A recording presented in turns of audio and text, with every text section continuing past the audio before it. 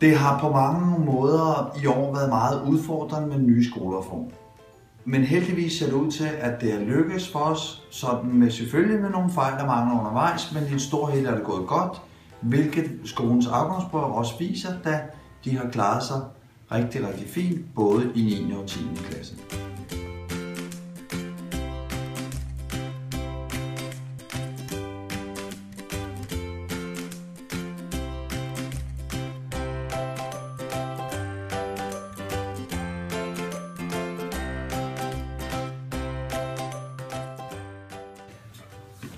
I kommende skoleår vil vi arbejde videre med vores motto/vision, som er, alle børn skal lykkes. Til det har vi blandt andet været så heldige, at vi får et nyt science-område, som vi glæder os rigtig meget til at indvie. Vi får en ny skolegård, som gerne skulle understøtte vores muligheder for motion og bevægelse, og som vi vil gøre en ekstra indsats for.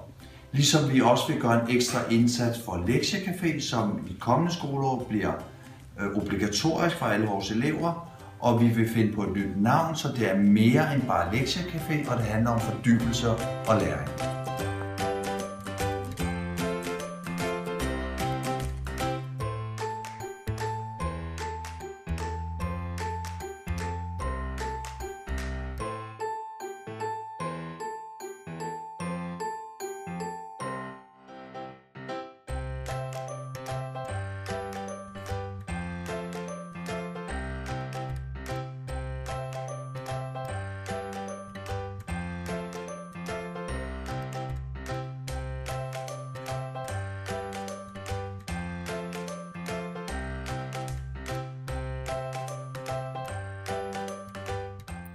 Udearealerne på Engstrandskolen bliver renoveret.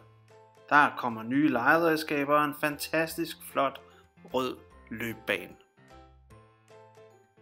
Og ved udskolingen en indendørs klatrevæg.